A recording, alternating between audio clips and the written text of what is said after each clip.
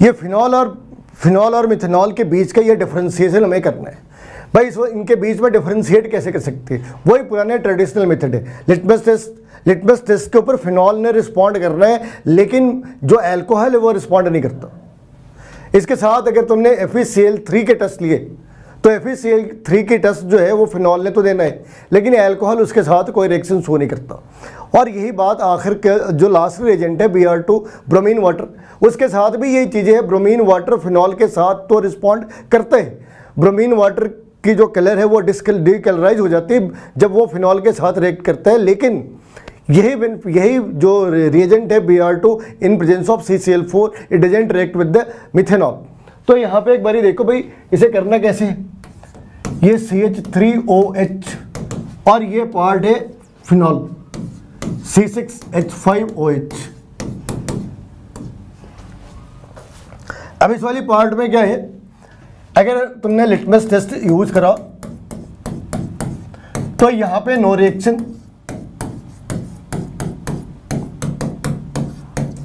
और इस वाली पार्ट में क्या होना भाई, ये ब्लू लिटमस को इसने रेड कर देना है, ब्लू लिटमस को इसने रेड कर देना है। FeCl3 की अगर तुमने टेस्ट लगाई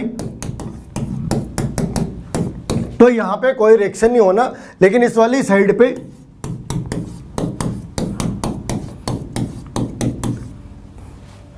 ये कलर जनरेट हो जानी है। और जो कंपाउंड है वो कंपाउंड कौन सा है वो भी देखो, ये अपना फिनॉल है, ये अपना फिनॉल है और इसके साथ ये हाइड्रोजन प्लस ये आ गया जी FeCl3। तुम्हें पहले ही बता रखा है कि जो आयनिक कंपाउंड्स होते बड़े आसानी से जनरेट हो जाते हैं। तो हाइड्रोजन की अपनी इसकी अपनी फैक्ट्री कि इसने क्या है क्लोरीन के साथ कंबाइन करा और 3HCl इसने जनरेट करा। अब जो चीज़ें बच गई, कौन सी चीज़ें बच गई भाई, अब जो चीज़ें बच गई वो है C6H5 oxygen hole thrice and it's a Fe। ये वो कंपाउंड है जिसकी वजह से ये कलर जनरेट हो रहे हैं। और लास्ट है bromine water test. Br2 in presence of CCl4। Methanol ने कोई रिएक्शन देना नहीं इसके साथ, मिथेनॉल ने इसके साथ कोई रिएक्शन नहीं देना, लेकिन फिनॉल के साथ ये एडिशनल प्रोडक्ट, ये एडिशन रिएक्शन जाती है। फिनॉल के साथ इसने ये कंपाउंड जनरेट करा,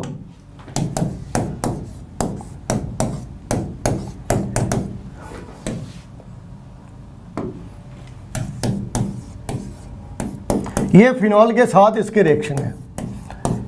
एज ए रिजल्ट इसने क्या करा होगा भाई, इसने ब्रोमीन वाटर के कलर को डीकलराइज कर दिया। अब ये जो सेकंड पार्ट है ना, ये एल्डिहाइड और एसीटोन के बीच का डिफरेंशिएशन है। यहाँ पे एक बात बड़ी ध्यान देने वाली बात है कि अगर तुमने 2,4-DNP टेस्ट अप्लाई करा तो दोनों ने रिस्पॉन्ड करना है, क्योंकि 2,4-DNP टेस्ट कार्बोनिल कंपाउंड के लिए है और दोनों के पास कार्बोनिल ग्रुप है। तो 2,4-DNP के ऊपर इन्हें डिफरेंशिएट नहीं कर सकते। अब एक इनके बीच की बेसिक डिफरेंस है, aldehyde can act as a reducing agent and ketone can not. तो एल्डिहाइड किसी रेड्यूसिंग एबिलिटी का इस्तेमाल करना है। उसकी जो ये रेड्यूसिंग एबिलिटी है उसमें क्या करना भाई कि इसने हमने जानबूझ के वो सॉल्ट लेने हैं जिसमें Ag पॉजिटिव से वो Ag के अंदर कन्वर्ट हो जाता, Cu2 पॉजिटिव से वो Cu1 पॉजिटिव के अंदर कन्वर्ट हो जाता, एल्डिहाइड खुद सॉल्ट ऑफ एसिड के अंदर कन्वर्ट हो जाती। तो यहाँ पे हमारे पास फेलिंग टेस्ट, तो एल्डिहाइड इसे रिस्पॉन्ड करेगा, एल्डिहाइड विल रिस्पॉन्ड इट और ketone won't respond it.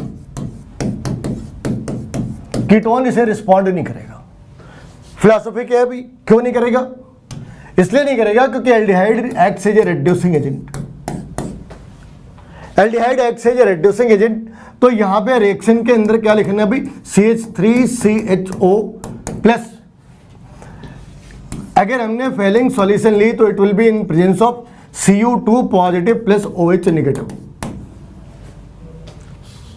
And they will produce. और इन्होंने प्रोड्यूस क्या करना है, इन्होंने प्रोड्यूस करना है Cu2 पॉजिटिव की जगह Cu1 पॉजिटिव और मोर प्रिसाइजली इट्स से CuO। और CuO के साथ जो दूसरा प्रोडक्ट है वो CH3COO नेगेटिव है। तो हमने यहाँ पे दो प्रोडक्ट बनाए। एक तो कॉपर ने अपनी ट्रांसफॉर्मेशन दिखाई, कॉपर 1 से 2 से 1 के अंदर जाता और ये रिडक्शन है और ये ऑक्सीडाइज हो जाता। So it will act as a reducing agent and this is getting reduce, so it will act as a oxidising agent. ये फेलिंग सॉल्यूशन के साथ की कहानी है। टॉलेंस रिएजेंट में भी बहुत ज़्यादा फर्क नहीं है। टॉलेंस रिएजेंट के अंदर क्या करना है भाई, टॉलेंस रिएजेंट के अंदर क्या करना है, और basic medium, this will get converted into Ag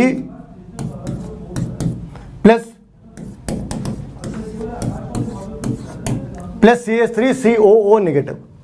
तो इन्होंने इसे किसमें कन्वर्ट करा, इसने कन्वर्ट करा Ag पॉजिटिव को Ag प्रेसिपिटेट के अंदर और एल्डिहाइड को सॉल्ट ऑफ एसिड के अंदर कन्वर्ट करा। तो ये दोनों टेस्ट एल्डिहाइड ने देने हैं और ये दोनों ही टेस्ट कीटोन ने नहीं देने, एसीटोन ने नहीं देने। एक और भी टेस्ट इसके बाद इसके साथ, और जो दूसरे टेस्ट थे वो फिर स्पेसिफिक टेस्ट हो सकते हैं जो चैप्टर के साथ जब तुम पढ़ोगे, कॉपर के साथ की इनकी रिएक्शंस हो सकती है, किसी दूसरे रिएजेंट के साथ इसकी रिएक्शन हो सकती है, KMnO4 के साथ रिएक्शन हो सकती है। तो एल्डिहाइड और कीटोन के अंदर वहाँ भी चैप्टर के अंदर भी हमें डिफ्रेंशिएट करना है। जैसे एल्डिहाइड को अगर तुमने ऑक्सीडाइज करा तो बिना कार्बन के रिडक्शन के एसिड के अंदर कन्वर्ट हो जाता है, लेकिन अगर कीटोन को करा तो वहाँ पे number of carbon is going to be decrease from the part of reactant. When we are comparing it with the reactant, वहाँ पे नंबर ऑफ कार्बन डिक्रीज कर जाते हैं। तो यहाँ पे उन चीज़ों को डिस्कस करा जो जनरलाइज है चैप्टर के अंदर, तुम्हें एक बार फिर से पढ़ने, बेंजल्डिहाइड एंड एसीटोन। तो यहाँ पे भी हमें इस बात का ध्यान रखना है कि जो बेंजल्डिहाइड है ये एरोमेटिक एल्डिहाइड है, और ये एरोमेटिक एल्डिहाइड है तो फेलिंग टेस्ट नहीं शो करता, फेलिंग टेस्ट ये शो नहीं करते, ये फेलिंग टेस्ट शो नहीं करते। तो अगर तुमने यहाँ पर डिफरेंशिएट करना है तो तुम इसे बड़े आसानी से डिफरेंशिएट कर सकते। ये आ गया जी अपने पास बेंजल्डिहाइड और ये आ गया अपना acetone. This will undergo iodoform test, this will undergo iodoform test, और ये आयोडोफॉर्म टेस्ट को रिस्पॉन्ड नहीं कर रहा, ये आयोडोफॉर्म टेस्ट को रिस्पॉन्ड करते, ये आयोडोफॉर्म टेस्ट को रिस्पॉन्ड नहीं करता। ये फिर से एक बारी वही है एल्डिहाइड और कीटोन के बीच का डिफरेंस। तो यहाँ पे एक चीज़ जो तुम्हें अलग से करनी है वो ये है कि जो फेलिंग सॉल्यूशन और टॉलेंस रिएजेंट है, पहला जो पार्ट है एल्डिहाइड का, जो पार्ट है, जो पहला पार्ट है, it will respond to the Fehling solution and it will respond to the Tollens test. और ये फेलिंग टेस्ट को भी रिस्पॉन्ड नहीं करता, टॉलेंस टेस्ट को भी रिस्पॉन्ड नहीं करता।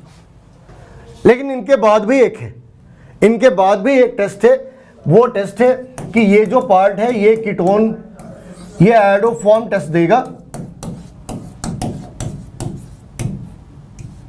ये आयोडोफॉर्म टेस्ट देगा, जबकि प्रोपेनल वो आयोडोफॉर्म टेस्ट नहीं देगा, प्रोपेनल आयोडोफॉर्म टेस्ट नहीं देगा।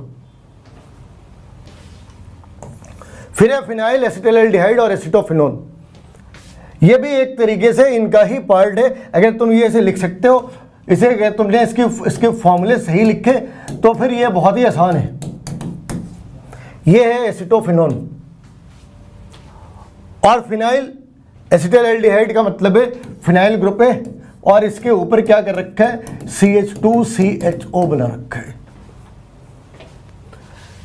तो ये आयोडोफॉर्म टेस्ट को रिस्पॉन्ड करना है, इसने आयोडोफॉर्म टेस्ट को रिस्पॉन्ड करना है, और इसने आयोडोफॉर्म को रिस्पॉन्ड नहीं करना,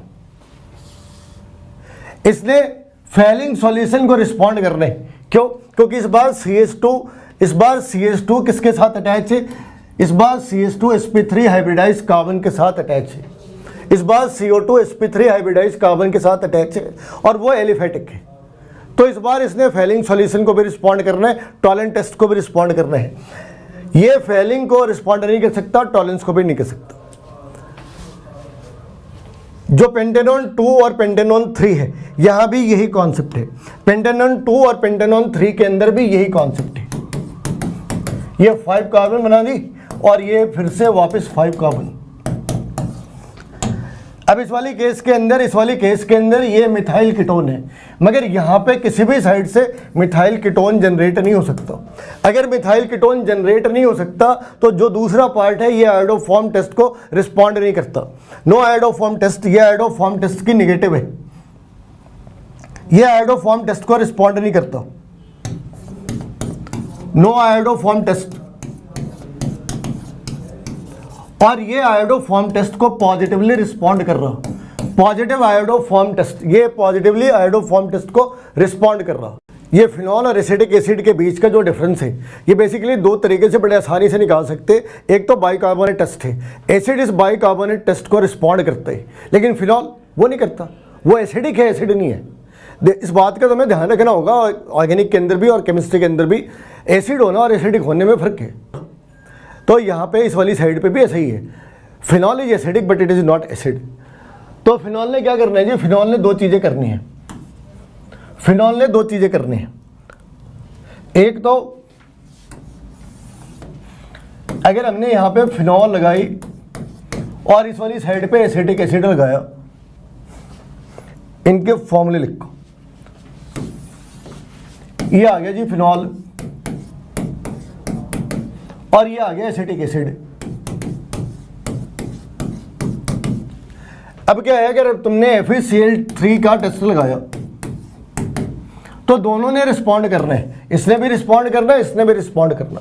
लेकिन इसमें जहाँ पे ये वायलेट कलर जनरेट हो रहा, यहाँ पे ये बफ कलर जनरेट होता है।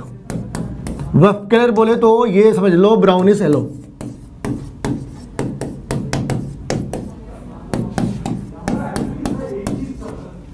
ये ऐसे कलर होते हैं। अगर यहाँ पे फॉर्मूला ऐसे है C6H5O होल थ्राइस Fe, तो इस वाली साइड पे फॉर्मूला है CH3COO होल थ्राइस Fe। तो ये तुम्हारा पहला टेस्ट है, ये तो पहला डिफरेंस है। जो सेकंड डिफरेंस है वो है सोडियम बाइकार्बोनेट के साथ। जो सेकंड डिफरेंस है वो सोडियम बाइकार्बोनेट के साथ है। फिनॉल के साथ कोई रिएक्शन नहीं, but it will generate CO2। Phenol के साथ कोई रिएक्शन नहीं, लेकिन एसिड CO2 जनरेट करता है बाइकार्बोनेट के साथ। ऑलमोस्ट यही टेस्ट हमें यहां पे फिर से अप्लाई करना है। फिनॉल और बेंजोइक एसिड में बिल्कुल वही सारे टेस्ट हैं जो अभी डिस्कस करा। दोनों टेस्ट FeCl3 टेस्ट है, दोनों ने देना है। लेकिन जो बेंजोइक एसिड है उसने जो कलर जनरेट करना है वो बफ कलर है, इसके कलर में डिफरेंस है। जो बेंजोइक एसिड है वो बाइकार्बोनेट के साथ CO2 जनरेट कर रहा, इसने CO2 जनरेट नहीं करना, फिनॉल ने CO2 जनरेट नहीं करना। जो इंटरेस्टिंग है वो फॉर्मिक एसिड है। फॉर्मिक एसिड वाले में क्या प्रॉब्लम आ रही है वो देखो। जो इंटरेस्टिंग है वो फॉर्मिक एसिड का है।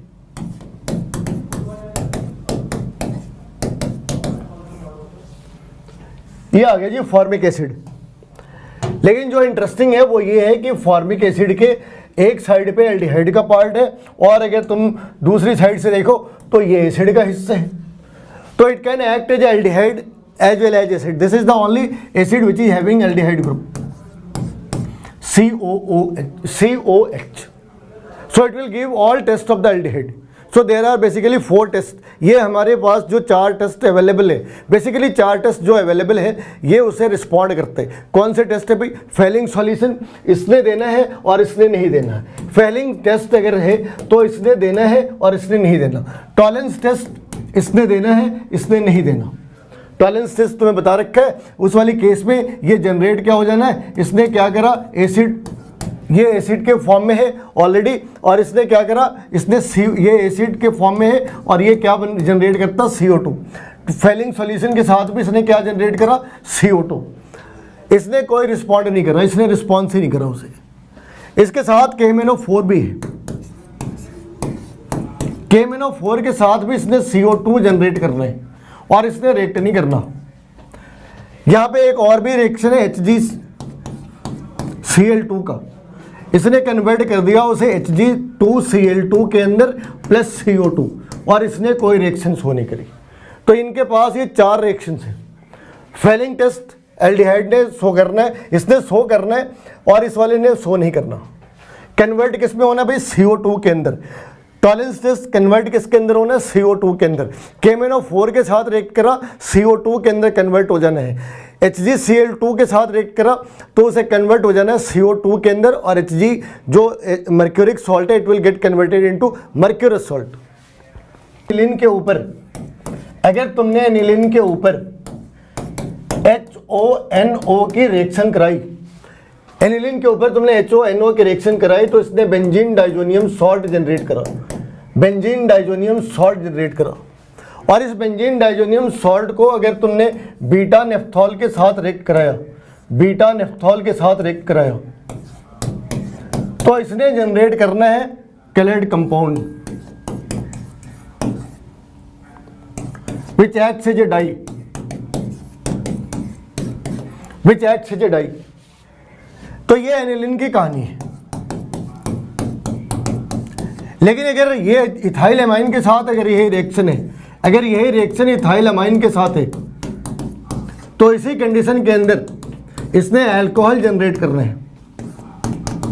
ये हम लोगों ने कन्वर्जन के अंदर देख रखा था, ये हम लोगों ने कन्वर्जन के अंदर देख रखा था कि इसी रिएक्शन के अंदर इसने क्या जनरेट करना है, इसने जनरेट करना है अल्कोहल। तो यहाँ पे कलर कंपाउंड जनरेट हो रहा, रेड कलर कंपाउंड जनरेट हो रहा, जबकि इस वाले केस के अंदर कोई भी कलर फॉर्मेशन नहीं हो रहा। तो ये मिथाइल एमाइन और डाईमिथाइल एमाइन के बीच का जो डिफरेंस है ये दो तरीके से फाइंड आउट कर सकते हैं, ये दो तरीके से फाइंड आउट कर सकते हैं। एक तो तरीका ये है carbyl amine reaction, carbyl amine reaction.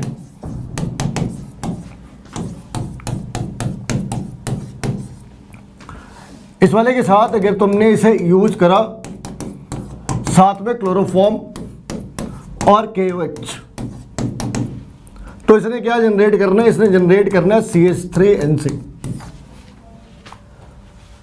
लेकिन ये इसके साथ रिस्पॉन्ड नहीं करता, नो रिएक्शन। तो ये तो एक तरीका है इसे रिस्पॉन्ड करने का। एक दूसरा तरीका है हिंसबर्ग रिएजेंट। हिंसबर्ग रिएजेंट के अंदर क्या करना है भाई, हिंसबर्ग रिएजेंट के अंदर क्या करना है,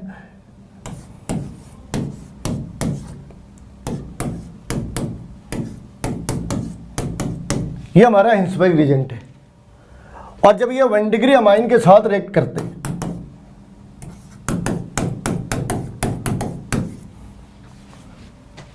तो यहां से HCl बाहर आ जाते हैं, यहां से HCl बाहर आ जाना है। और एज ए रिजल्ट जो प्रोडक्ट बनना है वो कुछ इस तरीके का बनना है।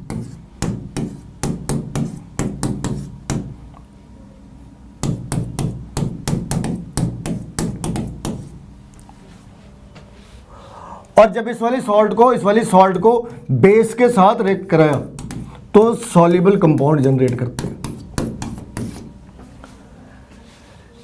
ये हिंसबर्ग रिएजेंट है। हिंसबर्ग रिएजेंट ने जब इसके साथ रिएक्ट करा तो ये रिएक्शन इंटरमीडिएट है। जब इसने इसके साथ रिएक्ट करा तो ये कंपाउंड जनरेट होता है। इस कंपाउंड को जब बेस के साथ रिएक्ट कराते वो उसके अंदर सॉल्युबल हो जाता।